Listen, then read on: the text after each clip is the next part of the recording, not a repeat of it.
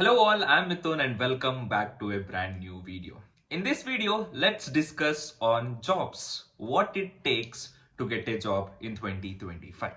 Because there are a lot of students who are confused. What should I prioritize when it comes to like campus placements, off campus? What is that the companies values the most? So there are a lot of confusions over these points, and I have not put out some of my opinions, only my opinions in this video. So this points which I will be mentioning in the further video is not only my opinions, it's the opinions of the people who are already in the industry.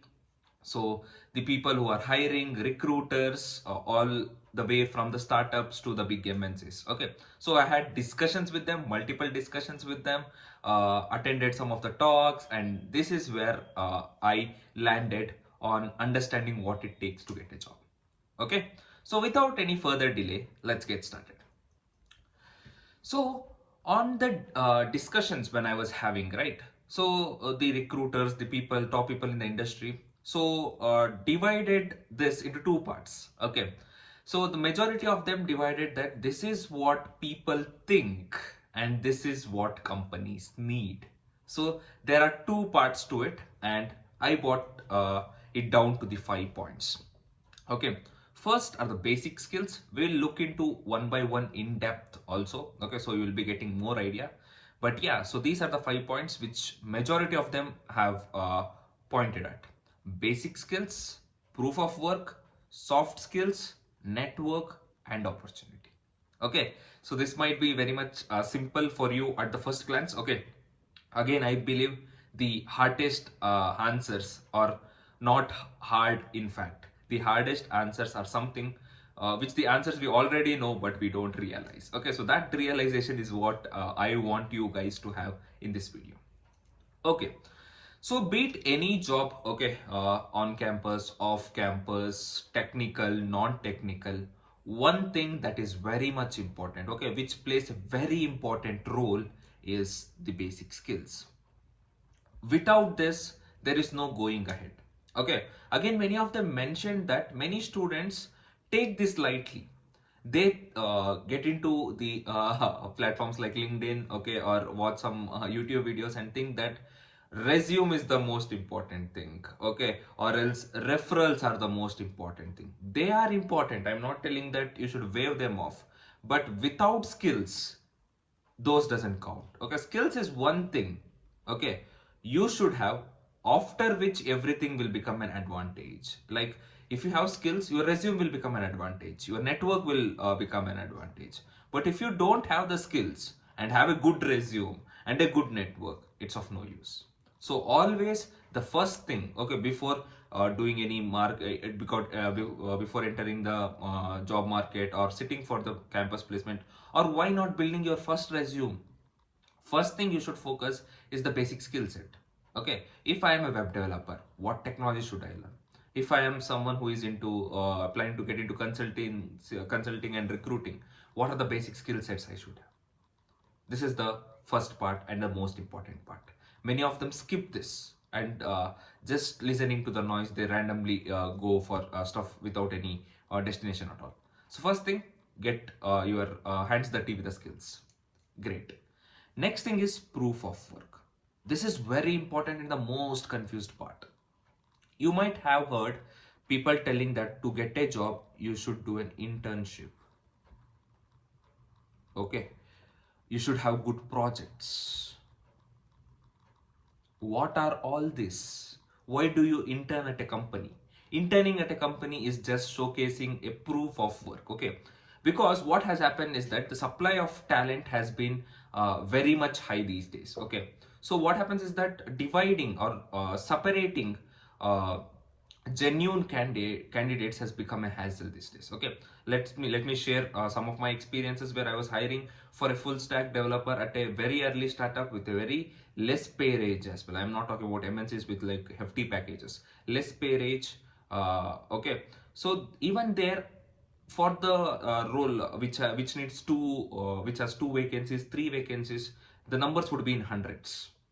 Okay, So, and then not all of those hundreds of the people are equipped with the skills. How do you separate the genuine candidates? You just ask them, did you do an internship? That showcases that he has been verified from someone else. Do you have some projects? That showcases that this guy has the skills and he can present it in a real world scenario. So whenever you are sitting for an interview, ask yourself, if you are telling some skill sets like I learned HTML, CSS, JavaScript, anything, what is the proof? Because no one believes you without any proofs. It might be an internship, it might be a project. Okay, if you are not if you haven't secured any internship, then just do your own projects, right? At the end it's just a proof of work. Okay, so don't chase internship. Okay, if you're getting, it's good enough, you're getting an environment, everything is good. If you're not getting, don't get stuck. Do some projects. So maybe build your own startup. Okay, so that's where things come out to be a proof of work. Okay, this is the most ignored part, especially in these days developers, where I'm seeing they know technologies, the terms. Okay, they will just put out hundreds of technological terms in front of you when you are interviewing them, but when you ask for proof, they will be like, sir, I don't know this. I don't have the proof, but I know this and I can directly do it in the job. How can I trust you? That's the whole part. These two are very important, and soft skills, especially for the technical roles, this is a game changer. Okay, so in my experience, I have seen pay packages from like 3 lakhs to 45 lakhs for freshers. Okay, so this is what I have seen, the offer letters which I have seen. Okay, I'm not going to commit 60 lakhs, 70 lakhs because I haven't seen them. But I have seen from 3 to 45 lakhs, okay, or 0 to 45, you can take it up. One thing that separates them is, of course, skills, okay, the level of understanding, okay. But some cases I have seen where the skill sets are almost similar, okay, but they are not good at communicating. They are not good team players.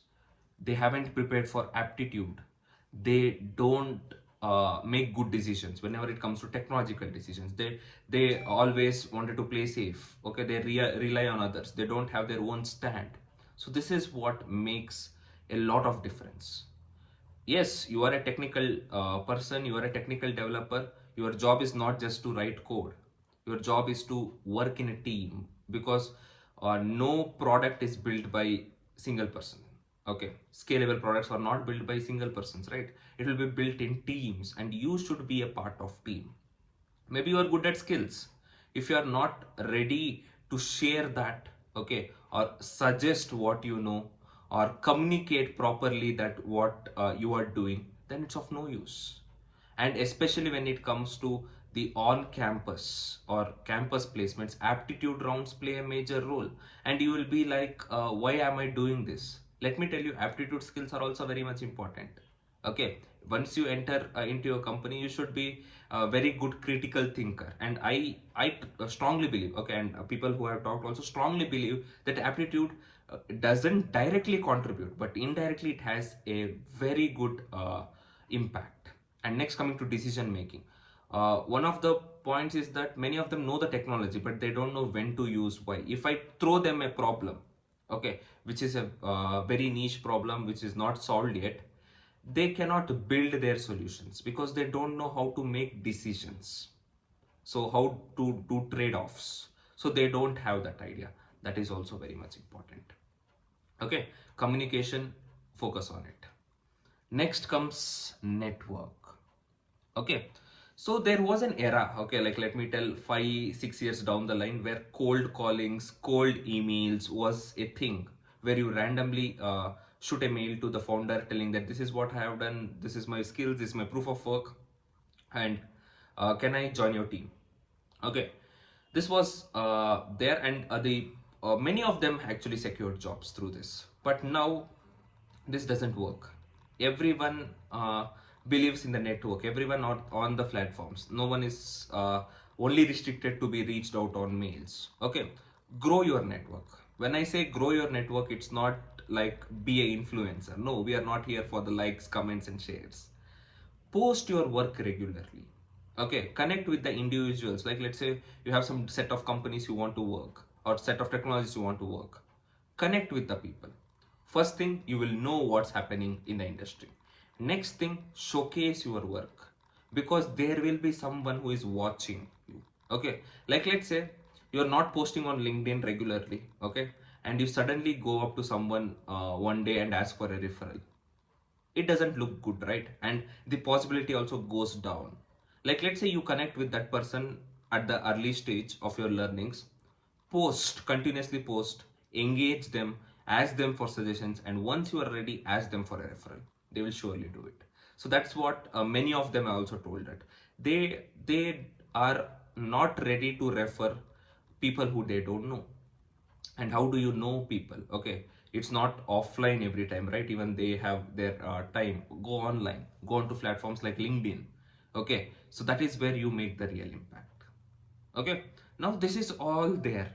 Let's say you have the basic skills, you have proof of work, you are good at soft skills, you are good at network. Does this guarantee you a job? Yes, but one thing that is very much important is opportunity.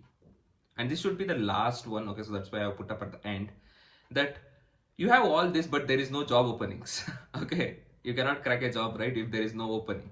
First thing, that how will you know about job openings? You cannot always keep an eye on all the career pages. Be on LinkedIn. Network plays an important role. Next thing is that you should somewhat, okay, you should also pay close attention to the job descriptions. Okay, I put up in the opportunity section itself that many of the candidates apply with 0 years of experience, start applying for jobs with 3 to 4 years of experience or 5 plus years of experience. That's totally wrong. And also look at the qualifications. Okay, there are laws telling that you cannot, any company cannot employ you full time if you are not at least 18 years of age. You cannot tell that I have skills, I have proof of work, give me job. Okay, you should also value laws. And some will be asking your degrees. Okay, your degree is not something they are valuing, in fact. Okay, your degree is just a proof that you attended your college, you know how system works, and of course the age parameter. They cannot directly ask you your age, right? So that's why degrees also comes into picture. So that's why whenever something is mentioned in the job description, take it seriously. Okay, so and if you see some job descriptions with like telling bachelor's degree in computer science, okay, the possibility is that if you're from another branch or another degree also, you can apply. I told you, right? The degree there is not specific many of the time. Okay, uh, if you're good at skills, if you have good proof of work, if you have good soft skills, if you have good network, then that can be waived off. Okay, you should know the intent, why they're asking me my degree. Okay, so that's also one part. Again, my best suggestion would be, don't waste time on unnecessary things. If you are not ready with your skills and if you don't have your proof of work, internship or projects, what's the use of building a resume? Okay, so build your resume once this has happened. Okay, and next many will be like, communication, sir, is English mandatory? Yes, it is. Okay, so at least in 2025, because if you startups, they value but not that much. But when you go to MNCs especially, you are not working alone, guys. You will be working with cross region teams. So that would be a greater addition. Okay, so don't have that dependency that you are not good at English. Okay, again, you might not be the best, but at least you should be able to communicate. Mithun, how can I improve this? Start talking. That's the only way. Okay, start talking. If you don't have anyone to talk, record a video and self-reflect. So you should put your efforts there. How to be a team player? Connect on people on LinkedIn. Ask them if together you can build projects. Mimic the situations. That's it. Okay, and yeah, if you have this 5 qualities, then you are job ready, and I hope you can guaranteely get a job. Again, I am telling you, whenever some course tells you job guarantee as well, it's not there. You just take the course, binge watch it, and you get a job. No, they will help you in basic skills by teaching you. They will give you proof of work, maybe an internship, and do some projects. They cannot support you in all of the soft skills. They will give you aptitude lectures, you are the one who should solve it. You are the one who should work on communication. You are the one who should build the team spirit and decision making. And you are the one, they cannot take your LinkedIn IDs and connect or post, right? Okay, maybe someday those startups also will come into picture, but not today. And opportunities, they will connect you to the opportunities. So whenever someone says job guarantee, job assistance, they are going to just help you with it, but it's always more on your side. They teach you, but it's you who should consume better. Okay. So they give you tips, it is you who should implement that tips. Okay. So I hope this is very much clear, and now you have clear idea on what it takes to get a job. Okay. So, and yeah, so you have the plan, get started, and I will catch you up in the next video. Thank you.